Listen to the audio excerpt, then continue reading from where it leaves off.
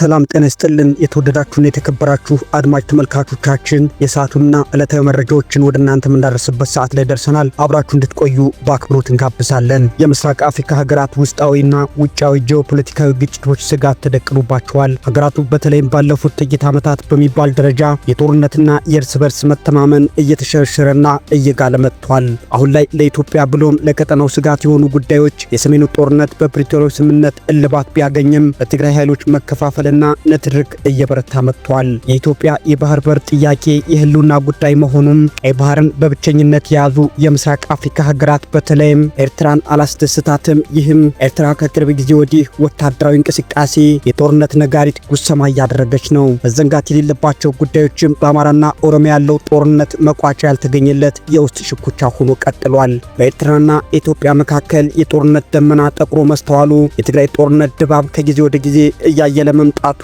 እንዲሁም ሰሜን ሱዳን ያለው የእርስ በርስ ጦርነት መፍትሄ ርቆት ቆይቷል። በቅርቡ የደቡብ ሱዳን በሳልቫኪርና ተቃዋሚው ሪክ ማቻር መካከል ያለው ውጥረት አገርሽቷል። አንጻሩ ከጎረቤት ሶማሊያ ጋር የተደረሰው ስምምነት መሰረት ይዟል ለማለት አያስደፍርም። የስትራቴጂክ ስፍራ የአፍሪካ ቀንድና ቀይ ባህር አደጋ ላይ ወድቋል። ማለትም የዓለማችን ግዙፉ የንግድ መተላለፊያና የሀያላኑ ስትራቴጂክ ስፍራ የአፍሪካ ቀንድና ቀይ ባህር አደጋ ላይ ወድቋል።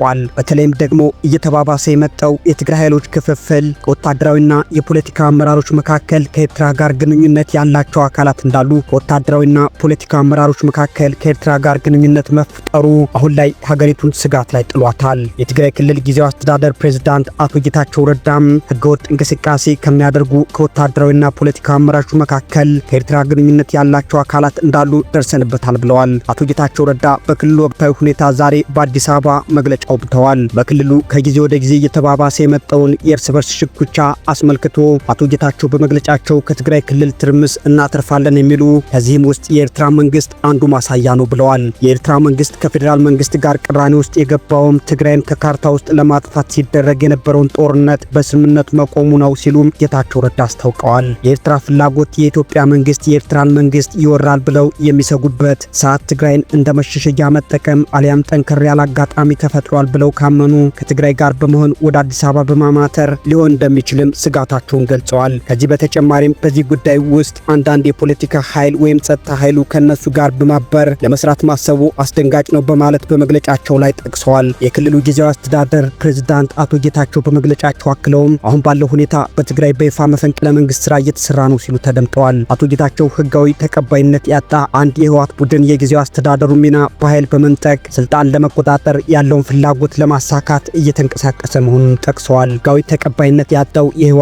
ቡድን በቀበሌ ወረዳና ዞን የቢሮዎችን ማህተም በህገወጥ መንገድ እየነጠቀ እንደሚገኝም አመላክተዋል። የትግራይ ክልል ጊዜያዊ አስተዳደር በትናንትናው ዕለት በክልሉ ባለው ወቅታዊ ሁኔታ ዙሪያ ባወጣው መግለጫም የፌዴራል መንግስት አስፈላጊውን እገዛ እንዲያደርግለት መጠየቁ ይታወሳል። ይህን ተከትሎም በዶክተር ደብረጽዮን ገብረ ሚካኤል የሚመራው ህወሓት ብሔራዊ ክህደት ተፈጽሞብናል ሲል ጊዜያዊ አስተዳደሩን ከሷል። የትግራይ ክልል ጊዜያዊ አስተዳደር የፌዴራል መንግስት አስፈላጊውን ድጋፍ እንዲያደርግለት መጠየቁን በዶክተር ደብረጽዮን ገብረ ሚካኤል የሚመራው ህወሓት በቀጥታና በተዘዋዋሪ ሶስተኛ ወገን ትግራይ ውስጥ እጁን እንዲያስገባ የሚደረገው ጥሪ በፍጹም ተቀባይነት የለውም ሲል ተቃውሞታል። አሜሪካና የአውሮፓ ህብረትን ጨምሮ ከ20 በላይ ሀገራት በትግራይ ክልል ያለውን አለመረጋጋት እንዳሳስባቸው ገልጸዋል። ሀገራቱ በክልሉ ሰላም እንዲሰፍን ሁሉም ወገኖች ልዩነታቸውን በውይይት ሊፈቱ ይገባል ሲሉም ተደምጠዋል። በትግራይ ክልል በጊዜው አስተዳደሩና በነ ደብረጽዮን ገብረ ሚካኤል ቡድን መካከል ግጭት መከሰቱን ተከትሎ የመፈንቅለ መንግስት እየተፈጸመ መሆኑን የክልሉ ጊዜያዊ አስተዳደር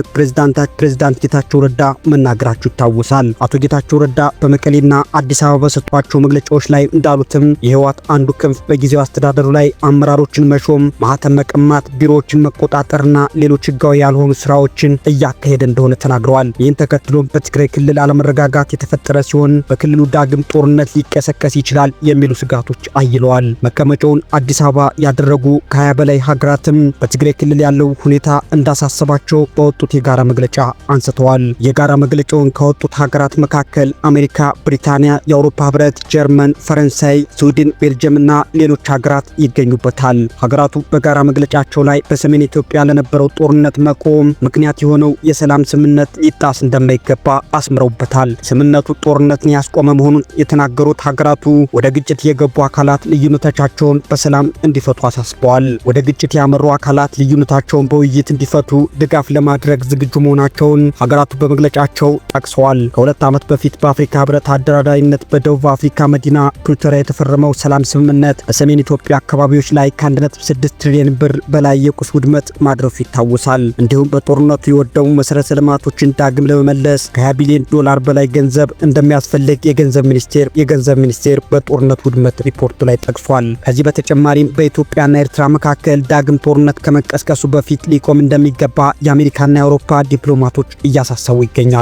በጆ ባይደን አስተዳደር የአፍሪካ ቀንድ ምክትል ልዩ መልእክተኛ የነበሩት ፓይተን ኖፍ እና ቀድሞው የአውሮፓ ህብረት የምስራቅ አፍሪካ ልዩ ተወካይና በአሁኑ ወቅት ደግሞ የቀይ ባህር የጥናት ማዕከል ሊቀመንበር የሆኑት አሌክሳንደር ሮንደስ በሁለቱ ጎረቤት ሀገራት መካከል የሚታየውን ውጥረት አስመልክተው ፎሬን ፖሊሲ መጽሔት ላይ ሀሳባቸውን አስፍረዋል። በፈረንጆቹ 2022 መገባደጃ ላይ የኢትዮጵያ መንግስትና የትግራይ ኃይሎች የጦርነት ማቆም ስምምነት ከተፈራረሙ መጋቢት አጋማሽ 2ኛ ዓመቱን ይዟል። በደቡብ አፍሪካ የተፈረመው የጦርነት ማቆም ስምምነት ብዙም ሳይቆይ በህወሓት ሊቀመንበር ዶክተር ደብረጽዮን ገብረ ሚካኤል በሚመራው ቡድንና በጊዜው አስተዳደሩ ፕሬዝዳንት አቶ ጌታቸው ረዳ መካከል የተፈጠረው ክፍፍል እየተባባሰ ይገኛል። ከ3 ቀናት በፊት የጊዜው አስተዳደር ፕሬዝዳንቱ ከደብረጽዮን ቡድን ጋር በመመሳጠር በጊዜው አስተዳደሩ ላይ አሲረዋል በማለት የከሰሳቸው 3ቱ ከፍተኛ የጦር አዛዦች ከስልጣናቸው እንዲነሱ ትዕዛዝ መስጠቱን ዲፕሎማቶቹ በጽሁፋቸው ዳሰውታል። ዓለም በሰፊ አህጉራዊና ዓለም አቀፋዊ ስርዓት አልበኝነት እየተናጠች በምትገኝበት በዚህ ወቅት በትግራይ ያለው የፖለቲካና የጸጥታ ሁኔታ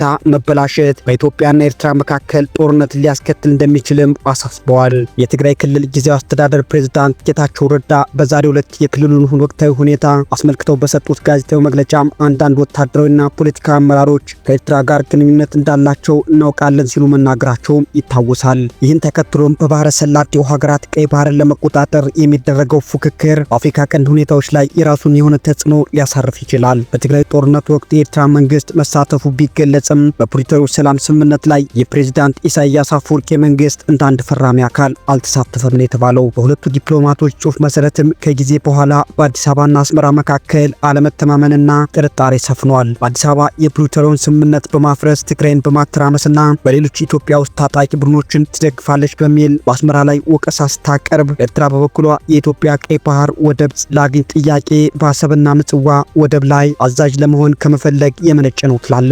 በሁለቱ በኩል ያሉ የቃላት ምልልሶችና ጦርነት ዝግጅቶች በሀገራቱ መካከል ጦርነት ሊያስከትል እንደሚችል አመላካች ናቸው ተብሏል። በመሆኑም በትግራይ በሚገኘው ክፍል የሚፈጠረው የእርስ በርስ ግጭትም ሆኑ በኤርትራና በኢትዮጵያ መካከል የሚከሰት ጦርነት በአካባቢው ብቻ ተወስኖ እንደማይቀር ዲፕሎማቶች አስጠንቅቀዋል። ሱዳን በእርስ በርስ ጦርነት እየተናጠች ነው። ሶማሊያ ከአልሸባብና ከሌሎች አክራሪ ኃይሎች ጋር በምታደርገው ጦርነት ለብቻዋ የጸና መንግስት ማስተዳደር ተስኗታል። ከኤርትራ የባህር ዳርቻ 289 ኪሎ ሜትር ርቀት ላይ የየመኑ ሀውቲ በቀይ ባህር ላይ ጥቃት መሰንዘሩን ቀጥሎበታል። በኢትዮጵያና በኤርትራ መካከል ያለው ፍጥጫ ወደ ጦርነት የሚያድግ ከሆነም ሰሜን ምስራቅ አፍሪካና በጂኦፖለቲካዊ ጠቀሜታው ወሳኝ የሆነው ቀይ ባህር ላይ ችግር ተጋርጦበታል ተብሏል። በመሆኑም በአካባቢውና ባህሩ ላይ ፍላጎት ያላቸው የባህረ ሰላጤው አፍሪካ ሀገራትና አሜሪካ ይህ ከመሆኑ በፊት ጣልቃ በመግባት ፍጥጫው የሚበርድበትን መንገድ እንዲፈልጉ የአሜሪካና የአውሮፓ የአፍሪካ ቀንድ ልዩ መልእክተኞች አሳስበዋል። አድማጭ ተመልካቾቻችን የሰዓቱ የትንታኔ ዘገባችን